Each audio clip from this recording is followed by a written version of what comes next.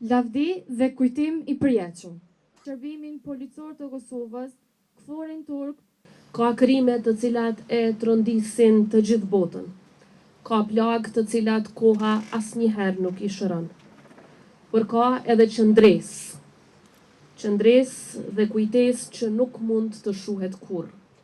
Sikurse kjo e nënave, grave, fëmijëve, vëllezërve, motrave, baballarëve e të afërmve, të martirëve të Krushës së Vogël.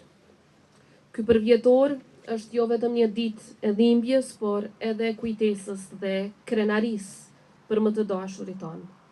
Një ditë kur edhe heshtja kumbon më shumë se fjalët. Në 26 mars 99, në këtë fshat të vogël, por me zemër të madhe, ndodhi një nga mizorit më të tmerrshme të regjimit gjenocidal të Serbisë. Në vetëm 2 ditë u vranë dhe u masakruan 113 banor të Krushës së Vogël. Djem, burra e fëmijë, ndërta edhe të mitur të moshës 12 vjeçare deri tek pleqt e moshës 90 vjeçare.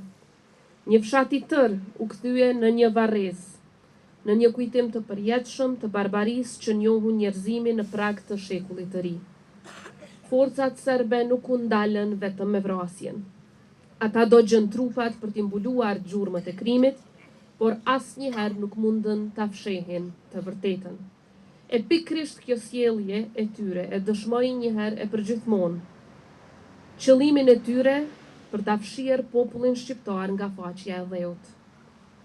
Mirëpo, siç qëndroi historikisht, qëndroi edhe në ato vite, i palëkundur, kombi ynë, në Krushë të Vogël, në Krushë të Madhe, dhe çdo kund anë kënd Kosovës.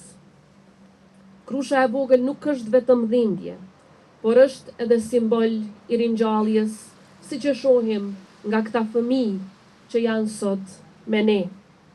Por mos të harrojmë se shumica dërmuese prej tyre janë rritur pa prind. Nga rrënojat e Krushës së Vogël, nga plagët e saj, nga toka e djegur, kanë dalur njerëzit më të fortë, më qëndrestar që mund t'i njeh njerëzimi.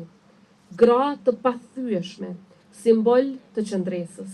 Fëmijë që sot janë burra e gra, të cilët ndërtojnë Kosovën e lirë, sovrane, të pavarur. Krusha e Vogël nuk është vend i kujtesës, por edhe vend ku ne shohim të ardhmën tonë.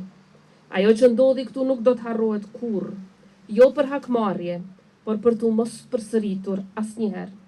Jo për të mbetur të lidhur vetëm me dhembjen, por edhe për të siguruar që të fortë ecim përpara me dinjitet, kur duke mos harruar ata që sakrifikuan edhe jetën për lirinë që e gëzojmë sot. E më e madhe se dhimbja është krenaria për të gjithë ata që ranë për lirinë tonë, duke u shndruar në shtyllat më të forta të shtetit të cilin e gëzojmë sot.